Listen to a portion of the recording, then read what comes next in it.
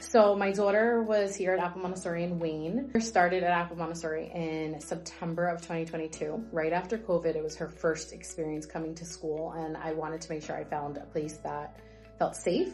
And so video streaming was like a huge selling point to me on bringing her here. But as soon as we walked in, it felt like home. Her teacher, Miss Sanabria, I gotta give props to Miss Sanabria, who taught here for so long, more years than I'm alive. And she really instilled a family feel.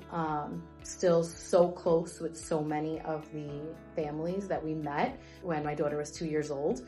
And she ended up finishing at Apple in kindergarten.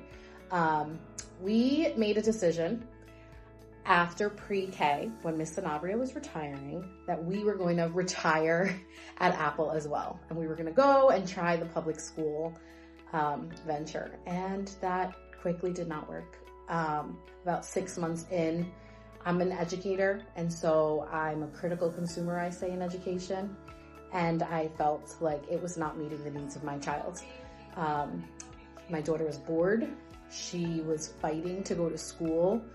And I knew that that was her saying, this isn't right for me. Something's not right. And so I was very candid and open with her. I said, I'm going to look for a new school for you for first grade. And at 5 years old, she looked at me and said, if you find the school, can I go now? And at that point I said, I can't wait anymore. I have to find a spot. And so I shopped around, and then something in me said, like, why not go back to Apple? Like, you know what Apple is. The only reason you really left was because the teacher was retiring. Why not go back to Apple? And so we very quickly reached out, and in minutes, I think I got an email response back and welcoming my daughter back. My daughter knew why Apple was different.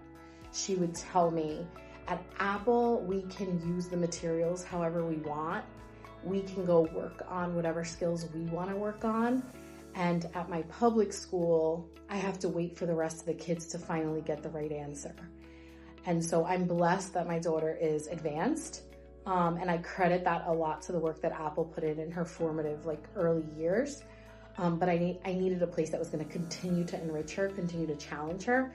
And because of the Montessori model, Apple does that. Apple allows my daughter to pursue the things that she's interested in, pursue the things that are hard for her, regardless of her age. And so she's reading chapter books, and she's able to experience phonics at a higher level than in her public school. She was being told to repeat the sound that C makes day in, day out. And so we came back to Apple with open arms.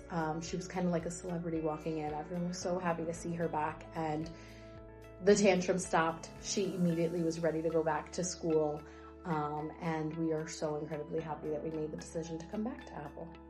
So parenting is hard, and you never know if you're making the right decision for your kid, for your family. And I think if I had to give any advice to a family, I would say every kid's journey is going to be different. And so don't take my story as yours. Trust your gut and know that no decision is permanent. You can always reverse it, change it, based on what your child might need. As financially, right? I was like, oof, if I can take this expense off of our family burden, it would be wonderful. And at the end of the day, there's no price tag on your kid's education.